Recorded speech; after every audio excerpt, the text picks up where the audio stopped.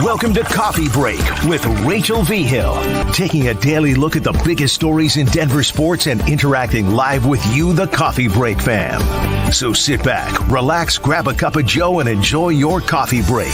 Here's your host, Rachel Vigil. It's a Wednesday and it's a solo episode of Coffee Break. It's just me today, and that's because honestly, I just wanted to sit down and be real with everybody. And I had so much fun at opening day, and so many people ended up coming up to me and saying hi and asking me questions. And it's honestly such an honor. So if you ever see me out, it really does make my day to have you. Now, please don't grab my shoulder or anything as we're walking by. We had a few of those on Rockies Opening day, but I do love being able to just sit down and talk with everybody and see their perspective. And so there were a bunch of questions that I got that were all very similar. And I was like, you know what? Let's just do a fun off-brand episode of Coffee Break where we're talking about the secrets in working in sports and some of the best interviews I've ever done, or some of who are the coolest athletes I've ever had an opportunity to work for. And I also want to answer your questions just live on the show today. So I figured we would dive into a little bit of it. I hope you guys are all right. And then we will talk a little bit about Nathan MacKinnon, how he has to win the Hart this year. It's not even a question anymore. And then, of course, the big matchup tonight that I am so freaking excited about, and that is the Nuggets T-Wolves. It's a playoff game. I don't care what anybody says. I don't care if Jokic is saying, oh, it's being made into a bigger storyline.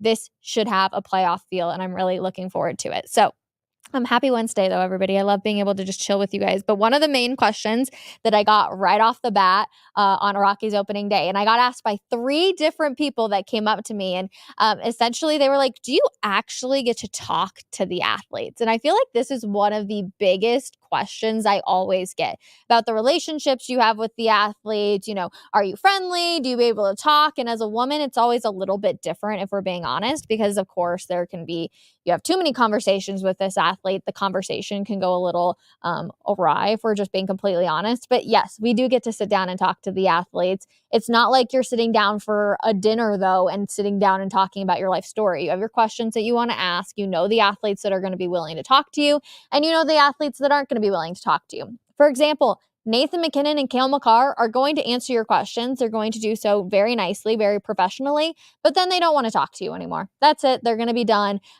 They're super professional, but they're just over it at that point. So you also have guys like DeAndre Jordan, where if you're in the locker room waiting for the scrums all to start, and by the way, if you do not know, a scrum is essentially where you're waiting for the player and everybody just kind of dials in on whoever they want to hear talk.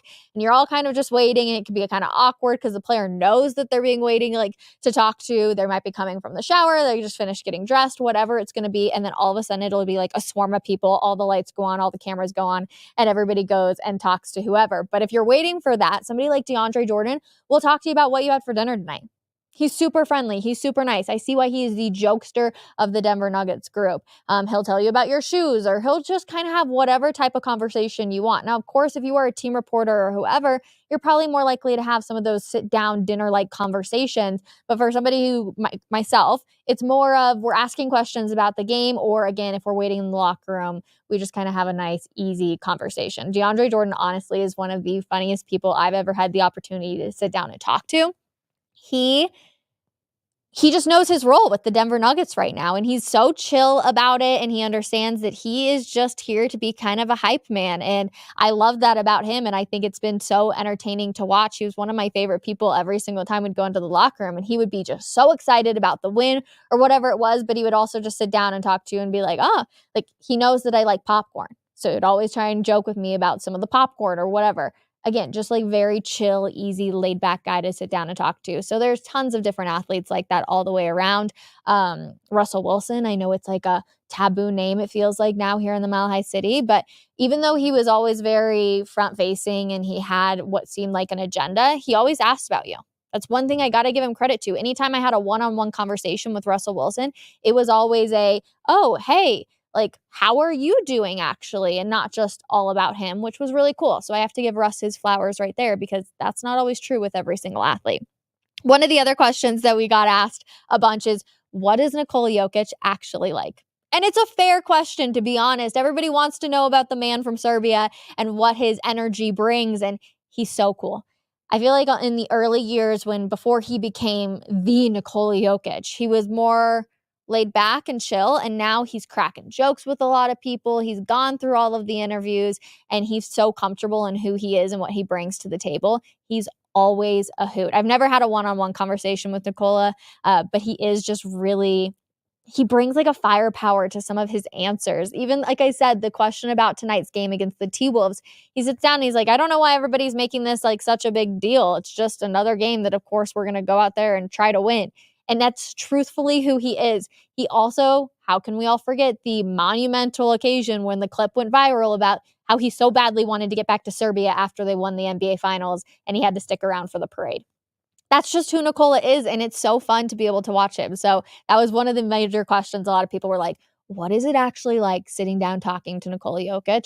He's super chill. He's just like every other person. I also asked on social media before we went live on the show today for like, what big secrets do you want to know about when it comes to working in sports? And one of the biggest secrets that I think a lot of people don't actually realize, and I got into sports because I was a huge Broncos fan. I was a massive Broncos fan. I remember not talking to one of my friends for probably a few weeks because she pissed me off so much on a comment she made about Peyton Manning back when I was in college. I was like super fan, Bronco fan. And when you start to work in sports, you no longer are really a fan.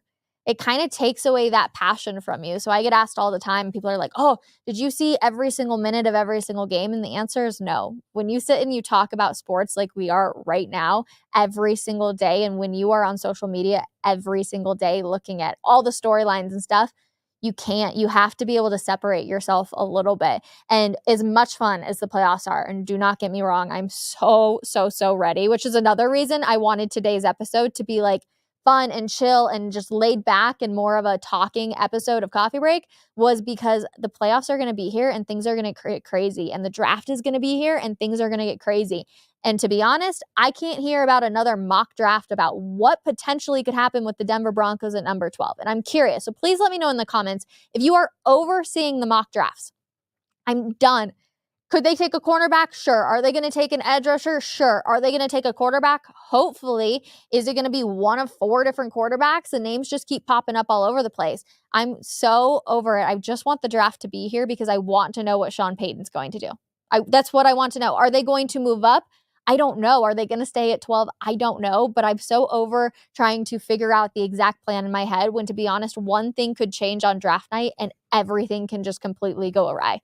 It's a fun game to play, but oh my gosh, it's also exhausting when you're trying to figure it out every single day. So that's one of probably the biggest secrets is no, I do not watch every single game. I do not watch every single minute of every single game. Am I caught up? Do I absolutely know what's going on each and every single time? 100%. That's my job.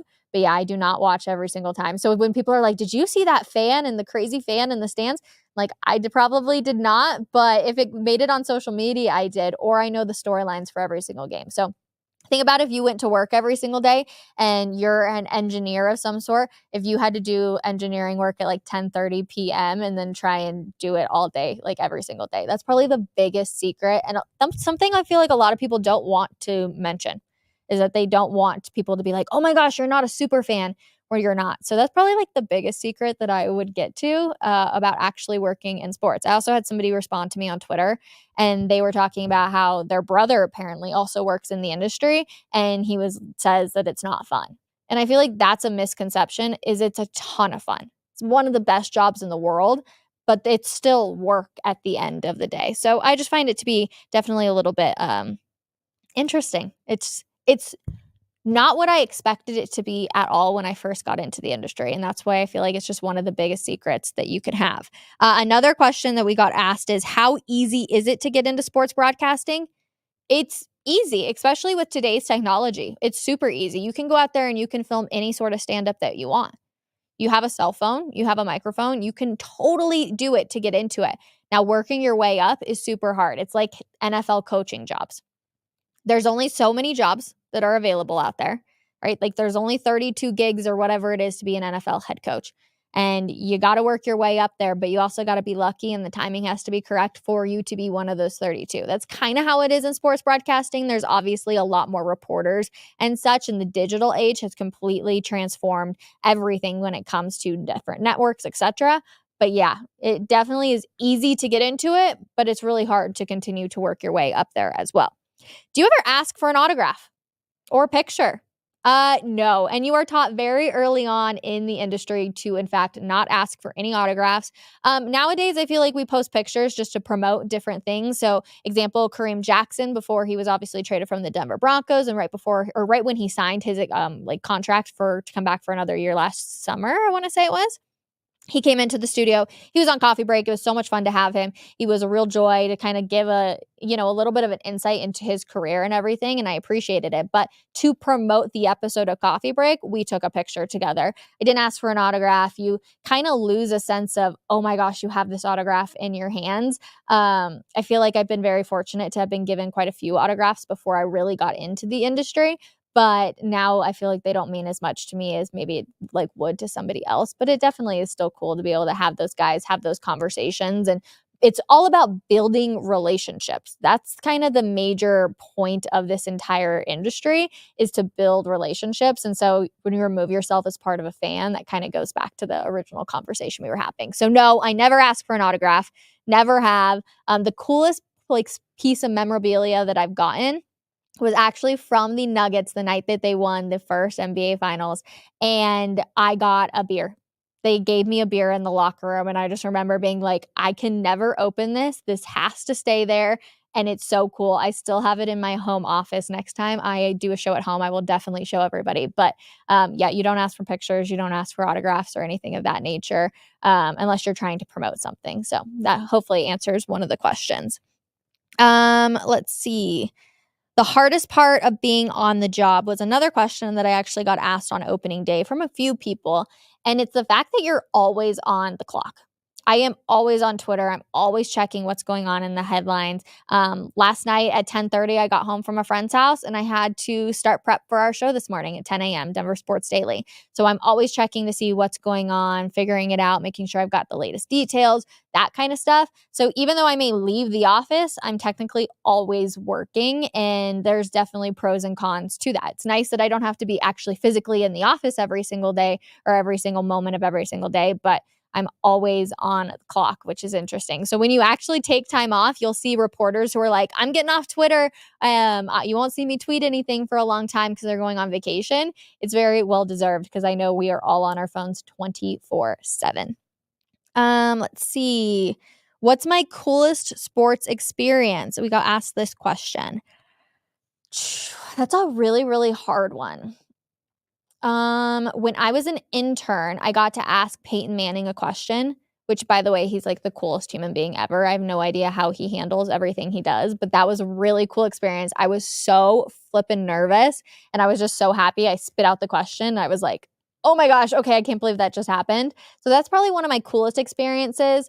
I really would love to see a Stanley Cup game in person, for them raising the trophy and being able to go down there on the ice. I think that would be such a cool opportunity. I would love to do that. But also the NBA Finals when they won this year was so cool. Seeing all the confetti, and they had the Larry O'Brien trophies and this gold confetti. And I actually have some. I wish I had my bag with me right now because I could pull some out. I've just kept it to this day. It was so much fun to be able to throw around, and just one of those pinch me moments that I was able to be there along with a bunch of people in the Mile High City to be able to watch them win their first championship.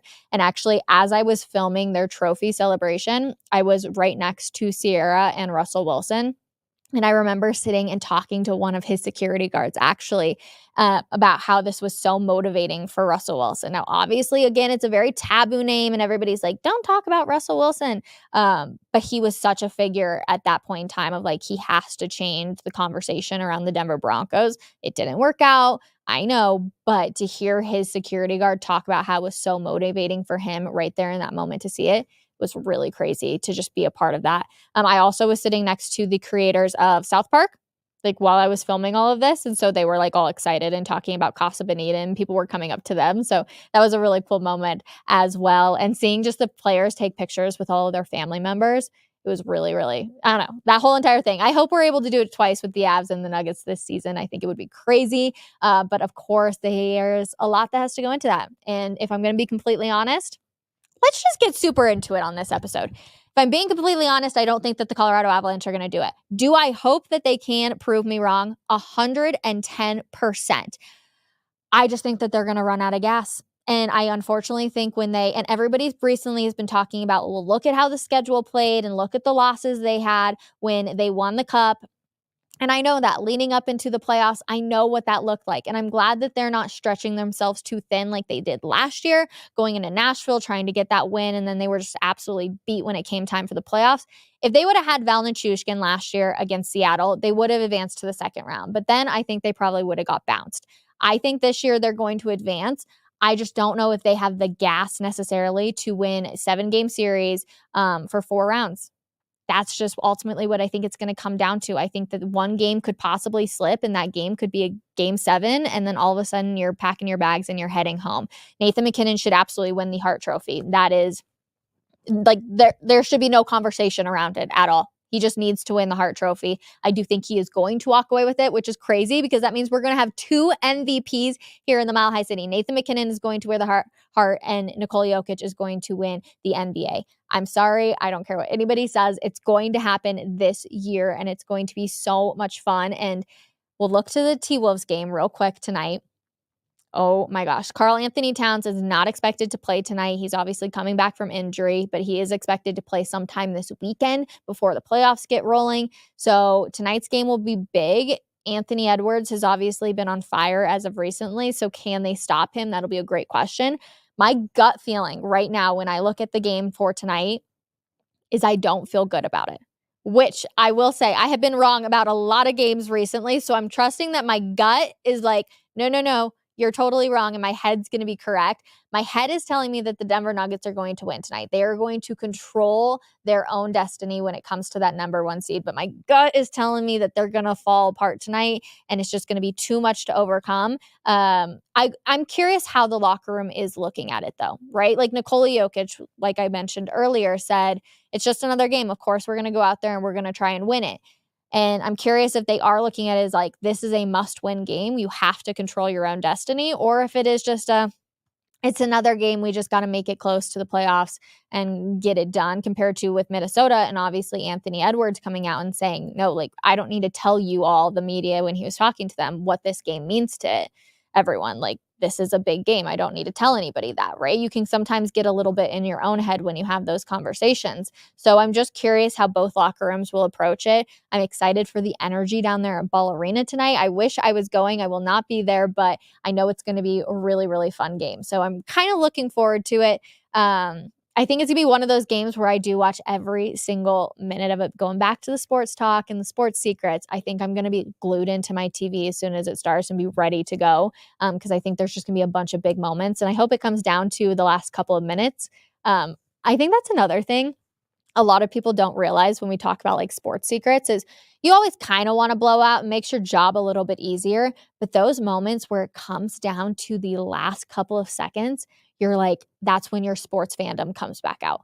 Like, it makes my job easier if they're up by 30 and I already know the storyline and it is going to be whatever. But when you are waiting and you have 30 seconds before you have to do a live hit and all of a sudden you don't know if Jokic is going to hit a 3 that's going to win the game or whatever it's going to be. Those are the moments I get to be a fan, but it's not for the teams necessarily. It's for the storyline, if that makes any sense. And I hear national reporters all the time and they're like, I'm not really fans of, any teams or anybody, but I'm fans of good people. And that's also the truth.